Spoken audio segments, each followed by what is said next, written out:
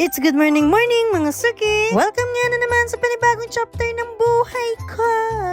Maaga pa nga lang ay may mga pa-booking na ako ng lalamove. Yung mga puto nga na yan ay sa iba't ibang lugar yung dumating. Ngayong araw nga na to ay nakasampung booking tayo. Salamat! At ang iba naman ay di-deliver na namin. For the go! Nakaka-energy talaga pag ganitong bungad sa umaga. Sa totoo lang ay dapat wala akong paninda ngayong araw. Pero hindi pa rin naman talaga ako nagtinda. Sadyang lahat lang ng bumili sa akin ay puro booking ng lalamove. At dahil nga alipin tayo ng salapi, ay talaga namang hindi ko yan tinanggihan. Mindset ba? Mindset? Sa totoo lang, dami ko talagang ganap ngayong araw na to. At hanggat nga may sisingit ko ngayong araw na itong mga gagawin ko, isisingit ko talaga. Ay hala, napaka-busy. At ito nga, ultimo pagkain ko sa bahay, hindi ko na nagawa. Diet nga ni. At buti nga ay nagbawa ng mama at papa ko dito na kami kumain sa school. Antayin kasi namin yung isa kong anak. Dahil nga, first day ng summer class nila. O diba, nagawa pa namin mag-picnic. At kahit naman maganda ka dito, ay hindi ka naman maiinita. Dahil nga kasi sa madaming puno. Kung naboboring ka pa nga, ay pwede ka rin magbali-balento. Uy, grabe siya. Pwede ka rin dito mag-walking at mag-jogging na rin. Nagustuhan ko talaga tong school na to dahil sa environment para sa anak kong Osa. Para kahit papano ay nare-relax ang kanyang mind. Malawak po talaga tong school na to. Ay, sinasabi ko sa inyo, aabot yun hanggang Imo. Ay, sorry, mali pala. Ay, masyadong OA. At pagkalabas nga ng anak ko, ay dumiretso naman kami ngayon sa daycare center. For the go.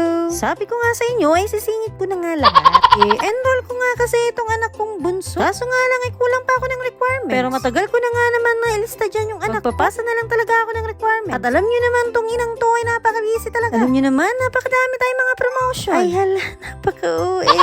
At diretso na nga sana ako kumuha sa PSA. Ay, Diyos ko naman talaga, sobrang init. At siguro hindi ako nagkakamali na sa 45 degrees Celsius ata. Uy, totoo yun, sinerch ko.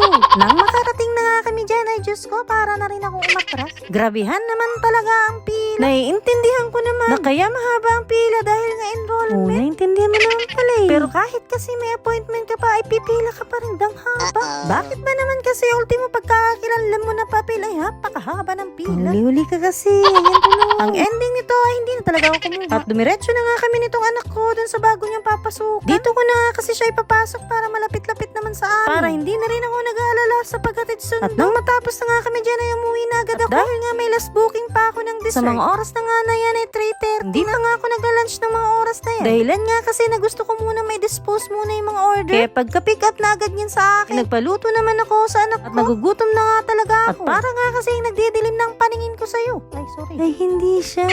Oh, siya. That's it for today. Until next video. I love you all.